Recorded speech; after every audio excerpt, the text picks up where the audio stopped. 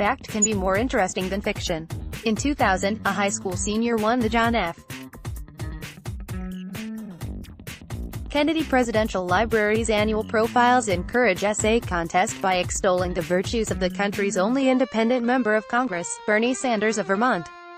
To the student, the self-described socialist was an inspiring example of a political leader willing to eschew political and personal comfort and convenience because they believe they can make a difference. 19 years later, Peter Buttigieg found himself standing next to now Senator Sanders in a Democratic presidential debate. But the South Bend mayor wasn't there to praise his high school idol but to upstage him. When asked whether voters should take age into account when deciding whom to support given the 40-year gap between the two men, Buttigieg graciously allowed that, "I don't care how old you are. I care about your vision." He then added, "I do think it matters that we have a new generation of leaders stepping up around the world." If Buttigieg wins next November, he will be the youngest person ever to become president, and at 39 years and 1 day the first 30-something to take the oath of office. The basics name, Peter Paul Montgomery Buttigieg. More on United States election 2020 elections and voting polls and public opinion. Date of birth, January 19, 1982. Place of birth, South Bend, Indiana. Religion, Episcopalian. Political party, Democratic Party. Marital status, married, Jason Glesman. More on United States election 2020 elections and voting polls and public opinion. Children, none. Alma mater, Harvard, B.A., Pembroke College of the University of Oxford, M.A., career, Naval Intelligence Officer in the Navy Reserve, 2009 to 2014, Mayor of South Bend, 2012 present, campaign website, https://www.pete4america.com/ Twitter handle, @Pete Buttigieg. Buttigieg's announcement. Buttigieg officially kicked off his campaign in South Bend, Indiana, on April 15. He did so in what was once a Studebaker car factory and now a tech hub. That was a fitting setting for a speech that plugged the potential for America's economic revival. Buttigieg said that he is offering something totally different than those who use resentment and nostalgia to reach communities like South Bend and sell an impossible promise of returning to a bygone era that was never is. Great as advertised. Buttigieg calls for forward-thinking and innovation to replace the politics of the past. Facebook, Twitter, LinkedIn, email. Share. He didn't suggest what a Buttigieg foreign policy doctrine might look like. Buttigieg's story. Buttigieg is the son of two University of Notre Dame professors. His father, an immigrant from Malta who died this past January, was a literary critic. His mother is a linguist. Buttigieg inherited their academic abilities.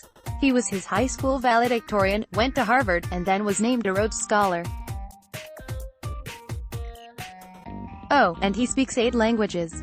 He taught himself Norwegian so he could read a favorite writer without having to rely on an English translation. After graduating from Oxford, Buttigieg worked as a consultant for McKinsey & Company from 2007 to 2010.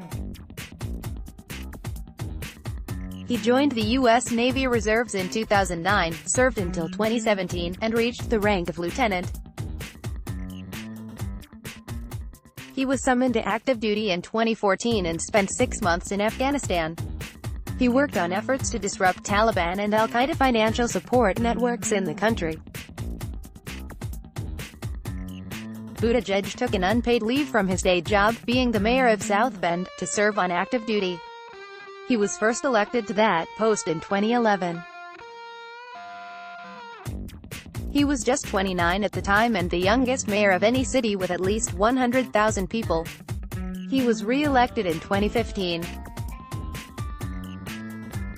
To put the size of Buttigieg's constituency in perspective, he won roughly 19,500 votes in his 2 elections combined, or less than 1/4 of the seats in Notre Dame Stadium. In comparison, Bill de Blasio won more than 725,000 votes when he won re-election as New York's mayor in 2017.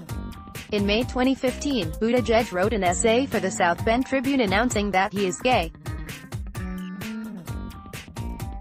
He says he decided to come out because he wanted to have a personal life, and because Mike Pence, who was Indiana's governor at the time, had signed a bill to give businesses the ability to discriminate against gays and lesbians based on religious grounds. In 2018, Buttigieg married Jason Glesman. Buttigieg's message: Buttigieg stresses three core principles: freedom, security, and democracy. He argues that there is more to freedom than freedom from government. There is also freedom from corporations and freedom to live one's full life. When he discusses security, he stresses cybersecurity and what he considers the great security issue of our time, climate change. And he wants to reinvigorate America's democracy by tackling electoral reform, voting rights, money in politics, and gerrymandering. But Buttigieg's talk about freedom, security, and democracy comes with a second message: he is young and it's time for a new generation of American leadership. While he said at the July Democratic presidential debate that he doesn't care how old the candidates are, he definitely finds ways to make the case that his generation didn't create the problems that America faces, but it is the one that can fix them. He is calling for a fresh start for America and says he will carry out generational change. He says he is driven by the awareness that we face not just another presidential election, but a transition between one era and another, a fact of which the current president sees as much as symptom as a cause. I believe that the next 3 or 4 years will determine the next 30 or 40 for our country and our world. Buttigieg's foreign policy views. Back in June, Buttigieg gave a major foreign policy speech at Indiana University. He took pains near the start of the nearly hour-long address to lower expectations by insisting, "I do not aspire to deliver a full Buttigieg doctrine today." The mayor was good to his word. The well-crafted, occasionally inspirational speech hit mostly broad themes and generally avoided specific policy questions, such as how he would respond to the threat he says China poses or whether he would seek to revive the Trans-Pacific Partnership (TPP). The thrust of the speech was to make the case for revitalizing American global leadership and the liberal international order, though he didn't use that phrase. He instead put it this way: "My central purpose is to argue that the world today needs America more than ever, but only if America can be at her best." If Buttigieg didn't provide an exact accounting of how America can be at its best or what sacrifices Americans need to make that happen, he did mention a few specifics. He said he would fight to repeal and replace the 2001 congressional authorization of the war in Afghanistan that successive presidents, both Democratic and Republican, have used to justify U.S. military counterterrorism operations around the world. He didn't say, however, what he would replace it with. He also vowed to recommit the United States to the Iran nuclear deal, saying that, whatever his imperfections, this was perhaps as close to a true art of the deal as it gets. He likewise vowed to rejoin the Paris Climate Agreement, noting that he was one of more than 400 U.S. mayors who had committed their cities to honor the agreement's goals. Buttigieg has addressed some foreign policy specifics outside of his Indiana University speech. Like pretty much all of his Democratic rivals, he has argued that there has to be an end to endless war. Unlike many of his Democratic rivals, however, he hasn't committed to removing all U.S. troops from Afghanistan before the end of his first term. He says that the hard part is figuring out whether we can get out well, or whether we're going to get out poorly. Buttigieg thinks it is unrealistic to expect quick denuclearization in North Korea. He favors instead striking an initial freeze agreement that would have North Korea cease production of fissile material and end nuclear and missile testing, all verified by international inspectors, in exchange for targeted sanctions relief, which could be reversed if the North Koreans did not uphold their end of the bargain. He hasn't said what his alternative would be if Pyongyang isn't interested in what he has to offer. Buttigieg looks to be seeking middle ground on trade. He opposes rejoining TPP, arguing like most of his Democratic rivals that it lacks critical trade provisions on labor, environment, and the digital economy, and does not align closely enough with the needs and interests of American workers. On the other hand, he says it is a fool's errand to think that you're gonna be able to get China to change the fundamentals of their economic model by poking them in the eye with some tariffs. And he acknowledges that trade can create good jobs, they pay well, and that it gets blamed for too many of America's economic woes. I mean, NAFTA happened a while ago. And a lot of the jobs that were lost then, it would be very hard to bring back no matter what because of automation. Buttigieg's solution is to insist on policies that ensure that working families in cities like mine can play a more appealing role in the story of globalization than the role of victim. What those policies are remains to be seen. Given Buttigieg's relative youth and modest government resume, the question of whether he is ready to be commander-in-chief has come up. He has a ready-made answer. He has more military experience than anybody who has arrived in that office on day one since George H.W. Bush. He adds that the fact he was called to active duty in Afghanistan gives him a unique perspective on foreign policy. It was one thing to learn about foreign policy when I was a student at Oxford. It's another thing to learn about foreign policy when sent to a war zone on the orders of a president. You understand at a very deep and personal way what is at stake. Reporters who pressed Buttigieg on whether a Midwest mayor is prepared to handle international questions should expect pushback. When The View put that question to him, he responded, "I felt pretty involved in international questions when I was deployed to Afghanistan." More on Buttigieg. Buttigieg recently published his first book, Shortest Way Home: One Mayor's Challenge and a Model for America's Future.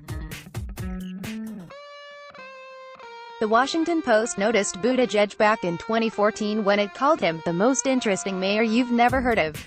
The Washington Post magazine profiled Buttigieg back in January, describing him as a combination Boy Scout and lovable dork, and labeling him the longest of 2020 presidential long shots.